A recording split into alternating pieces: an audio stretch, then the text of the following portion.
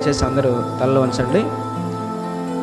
మమ్మలను మిక్కిలిగా ప్రేమించిన మా ప్రియ పరలోకమందున తండ్రి, మీ పరిశుద్ధమైన ఉన్నతమైన ఘనమైన నామానికి యేసుక్రీస్తు ద్వారా స్తుతులు స్తోత్రాలు చెల్లించుకుంటున్నాం తండ్రి.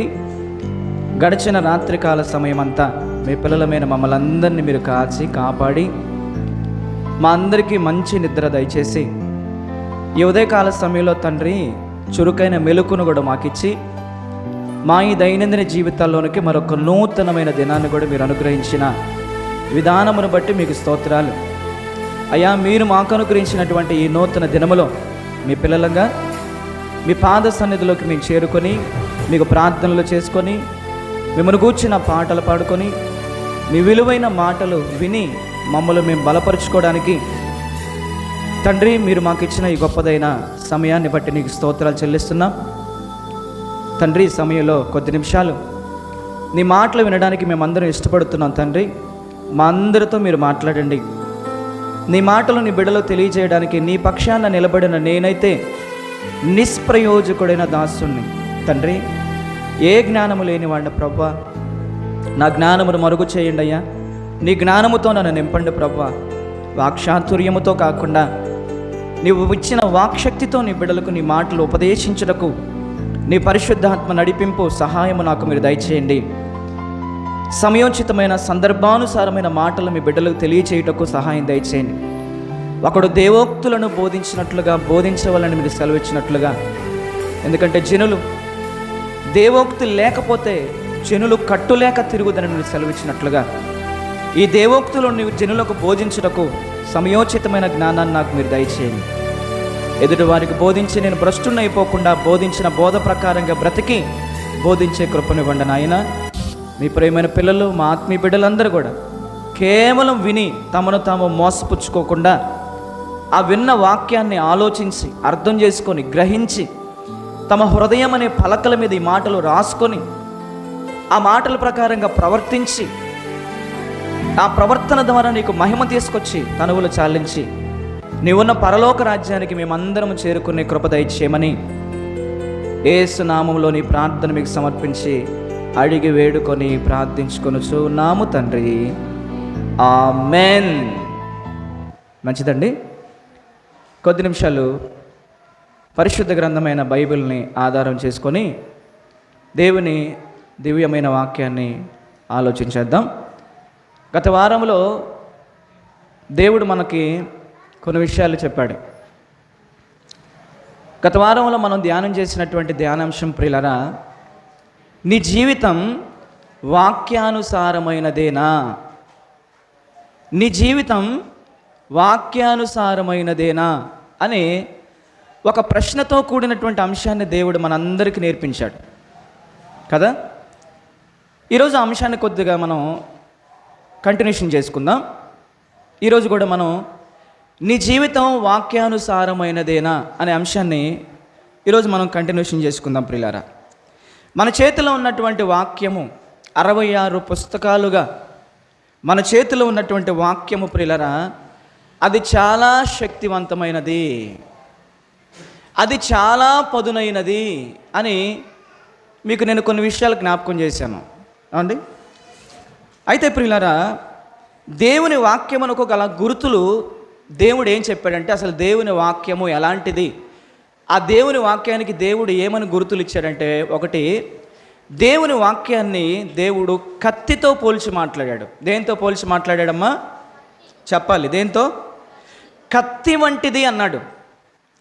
ఒక కత్తి తీసుకొని ఒక మనిషిని మనం పొడిస్తే ఆ మనిషిలో నుంచి ఎలాగైతే రక్తం అనేది కారుతుందో, ఈ వాక్యం అనే ఆత్మ ఖడ్గము తీసుకొని మనం పొడిచినప్పుడు మనిషిని, ఆ మనిషిలో ఉన్నటువంటి మస్టు, ఆ మనిషిలో ఉన్నటువంటి మాలిన్యం, ఆ మనిషిలో ఉన్నటువంటి అపవిత్రత, ఆ మనిషిలో ఉన్నటువంటి పాపము అలా కారిపోతుంది రక్తంలాగా.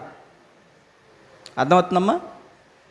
పేతురు గారు కూడా నిలబడి పరిశుద్ధాత్మ సహాయముతో వాక్యాన్ని బోధించినప్పుడు అక్కడ ఉన్నటువంటి యూదులందరూ కూడా హృదయములో పొడవబడి అని రాయబడింది అపోస్తలుల కార్యగ్రంథం 2వ అధ్యాయంలో.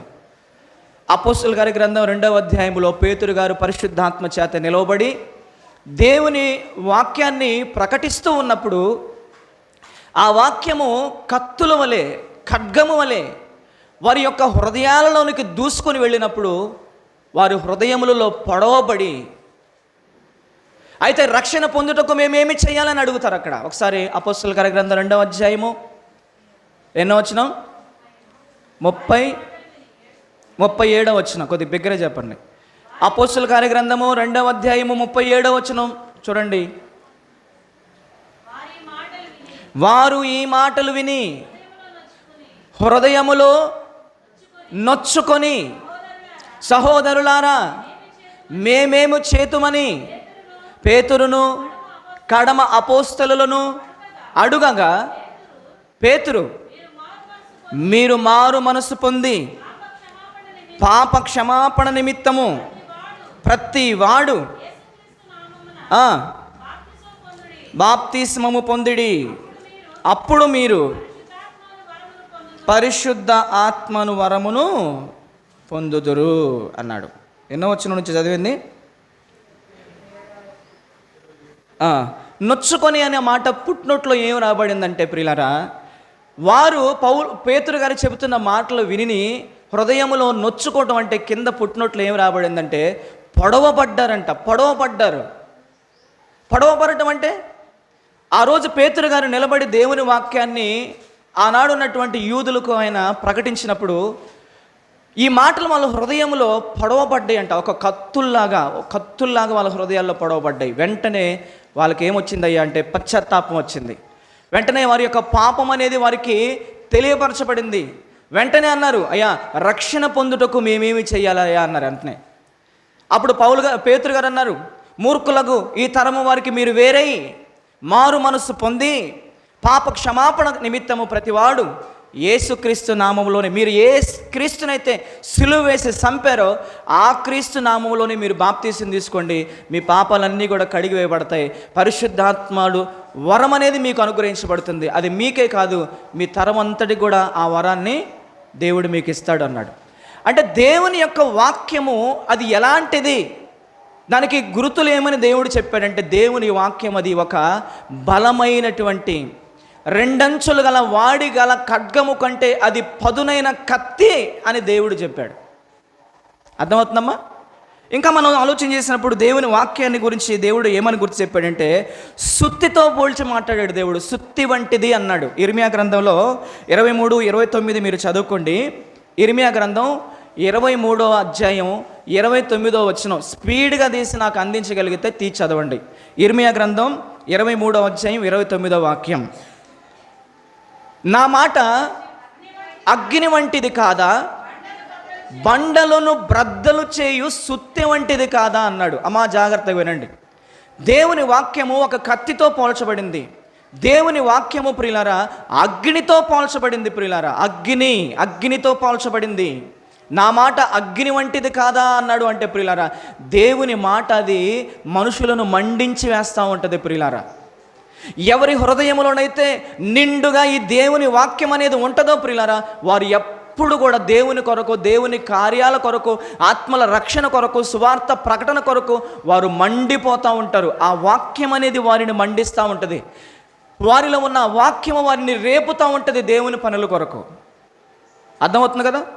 కాబట్టి ప్రియులారా దేవుని వాక్యము కత్తి వంటిది అన్నాడు, దేవుని వాక్యము సుత్తి వంటిది అన్నాడు. మరలా అగ్ని వంటిది మాత్రమే కాదు, సుత్తి వంటిది. సుత్తి వంటిది అంటే సుత్తిని మనం దేనికోసం వాడతాం చెప్పండి, చెప్పాలి.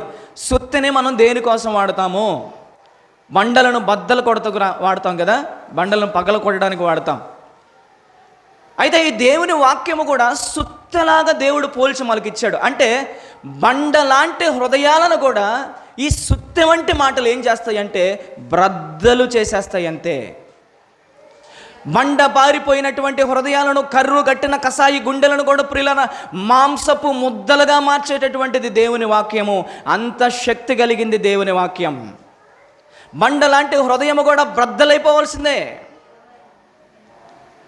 ఇంకా మనం ఆలోచన చేసినప్పుడు ప్రియులారా యాకోబు పత్రికలో మనం చదివితే పేతురు రాసిన మొదటి పత్రిక 1వ అధ్యాయం 23వ వచనంలో విత్తనముతో పోల్చి మాట్లాడాడు వాక్యాన్ని. దేనితోనమ్మా?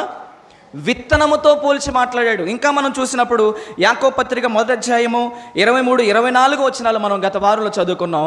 అద్దముతో పోల్చి దేవుడు మాట్లాడాడు. దేవుని వాక్యము దేవుడు మనకి ఎలా ఇచ్చాడంటే ఒక అద్దముగా ఇచ్చాడు.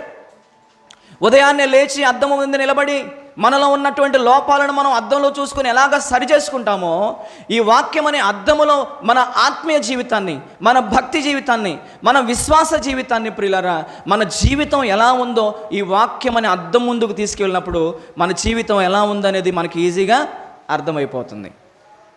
అర్థమవుతుందా? కాబట్టి దేవుని వాక్యము మనకి అద్దములా ఇవ్వబడింది. ప్రతిరోజు ఈ వాక్యం అనే అద్దం ముందుకు వెళ్ళి మనల్ని మనం చూసుకోవాలి. ఇంకా ఈ వాక్యం మనకి ఎలా ఇవ్వబడిందంటే ప్రియులారా, కీర్తన గ్రంథం 119వ కీర్తన 106వ వచనంలో, ప్రియులారా, కీర్తన 119, 106వ వచనంలో దీపము వంటిది అన్నాడు. ఏంటిదంట వాక్యము? కారు చీకటిలో మనకు వెలుగునిచ్చే దీపము దేవుని వాక్యం. దేవుని వాక్యము వెడలగానే వెలుగు కలుగుతుందని బైబిల్లో వాక్యం సెలవిచ్చింది.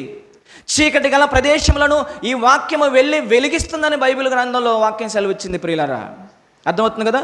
దేవుని వాక్యము, నీ వాక్యము నా పాదములకు దీపము, నీ వాక్యము నా త్రోవలకు వెలుగు, ఇదే నా బాధల్లో నాకు నెమ్మదినిచ్చేది అంటాడు భక్తుడు. కాబట్టి దేవుని వాక్యము దీపం వంటిది అన్నాడు. ఇంకొకటి, దేవుని వాక్యము మన ఆత్మకు ఆహారము వంటిది. అర్థమవుతుందమ్మా? మన శరీరానికి ఏ విధంగా శరీర సంబంధమైన ఆహారము కావాలో, మన ఈ శరీరాన్ని నడిపించేటటువంటి ఆత్మకు కూడా ఆహారం కావాలి. ఆ ఆహారం ఏంటయ్యా అంటే అది క్షయమైపోయే ఆహారం కాదు, అది అక్షయమైనటువంటి ఆహారం. అదే నీ చేతిలో నా చేతిలో ఉన్నటువంటి జీవాహారము, దేవుని వాక్యము. దేవునికి స్తోత్రం కలుగును గాక. మరి జీవాహారాన్ని ఎంతమంది రోజు భుజిస్తున్నారు చెప్పండి? ఎంతమంది ప్రతిరోజు చదవగలుగుతున్నారు? ఎంతమంది ప్రతిరోజు ఈ జీవాహారాన్ని వినగలుగుతున్నారు? ఎంతమంది ప్రతిరోజు ఈ జీవాహారాన్ని జీవితంలోనికి అన్వయించుకొని ఈ జీవాహారం ప్రకారంగా నడవగలుగుతున్నారు? ఒకసారి పరిశీలన చేయండి. ఒక్కసారైనా బైబిల్ తెరిచి, రోజు తెరిచి బైబిల్ చదువుతున్నారా? బైబిల్లో ఏముంది? దేవుడు నాతో ఏం మాట్లాడుతున్నాడు? ఎన్ని పుస్తకాలు ఉన్నాయి? క్రొత్త నిబంధనలు ఎన్ని పుస్తకాలు? పాత నిబంధనలు ఎన్ని పుస్తకాలు? మొత్తం ఎన్ని అధ్యాయాలు, ఎన్ని వచనాలు, ఏ అధ్యాయం ఎవరి గురించి రాయబడింది, ఏ పుస్తకం ఎవరి గురించి రాయబడింది? ఏమా ఒక్కసారైనా బైబిల్ చదువుతున్నామా మనం? కాబట్టి దేవుని వాక్యాన్ని దేవుడు మనకి ఇలా ఇచ్చాడు. ఒక కత్తి వంటిది అన్నాడు, సుత్తి వంటిది అన్నాడు, విత్తనము వంటిది అన్నాడు, అద్దము వంటిది అన్నాడు, అగ్ని వంటిది అన్నాడు, దీపము వంటిది అన్నాడు, మన ఆత్మకు ఆహారము వంటిది అన్నాడు దేవుని వాక్యం. ఇది చాలా శక్తివంతమైనది. ఈ వాక్యము మన ఆత్మను రక్షించుటకు శక్తి కలిగింది అంటాడు. ప్రియుల, ఇంకా మనం చూస్తే దేవుని వాక్యం ఎటువంటిదంటే ప్రియులరా, హెబ్రీ పత్రిక 4:12 గత వారంలో మనం చదువుకున్నట్లుగా, హెబ్రీ పత్రిక 4:12 మీరు ఆ రెఫరెన్స్ తర్వాత మీరు రాసుకొని ఇంటికి వెళ్ళిన తర్వాత చదవండి. దేవుని వాక్యం ఎలాంటిది అన్నాడంటే ప్రియులరా, అది సజీవమైనది అన్నాడు. సజీవమైనది. 2 బలము గలది అన్నాడు. 3 ఖడ్గము వంటిది అన్నాడు. 4 ప్రాణాత్మలను, కీళ్లను, మూలుగులను విభజించేది అన్నాడు. 5 హృదయం యొక్క తలంపులను, ఆలోచనలను శోధించేది అన్నాడు. 6 ఆత్మలను రక్షించుటకు శక్తి కలిగింది అన్నాడు యాకోబు పత్రికలో యాకోబు గారు. ఇంకా చివరిగా ప్రియులరా, దేవుని వాక్యం ఎటువంటిదంటే పేతురు రాసిన మొదటి పత్రిక 2:3 మీరు చదవగలిగితే, పేతురు రాసిన మొదటి పత్రిక 2వ అధ్యాయం 3వ వచనం మీరు చదివితే ప్రియులారా, రక్షణలో మనం ఎదగడానికి అది పాల వంటిదంట. దేవునికి స్తోత్రం కలుగును గాక. బాప్తీసం తీసుకున్నటువంటి మనము, ఆ రక్షణ పొందుకున్న మనము, ఆ రక్షణలో ఎదగడానికి నిర్మలమైన పాల వంటిది అన్నాడు. ఒకసారి ఆ మాట చదవండి. పేతురు రాసిన మొదటి పత్రిక 2వ అధ్యాయము 3వ వచనం. పేతురు గారు రాసిన మొదటి పత్రిక 2వ అధ్యాయము 3వ వచనం. అందరూ బైబిల్ తీయండి, అందరూ చూడండి. రాసుకోగలిగిన వారు చక్కగా రాసుకోండి. చదవమ్మా. క్రొత్తగా జన్మించిన శిశువులను పోలిన వారై. చూడండి, నిర్మలమైన వాక్యం ఎలాంటిది అన్నాడంటే, నిర్మలమైన వాక్యమును పాల వలన అన్నాడు. వాక్యం ఎలాంటిదంట? అబ్బా, పాల వంటిది, జుంటె తేనె వంటిది, నా జీవకు మహామధురమైనది, పాల వంటిది జుంటె తేనె వంటిది, నా జీవకు మహా మధురమైనది. మేలిమి బంగారు కన్న మిన్నైనది.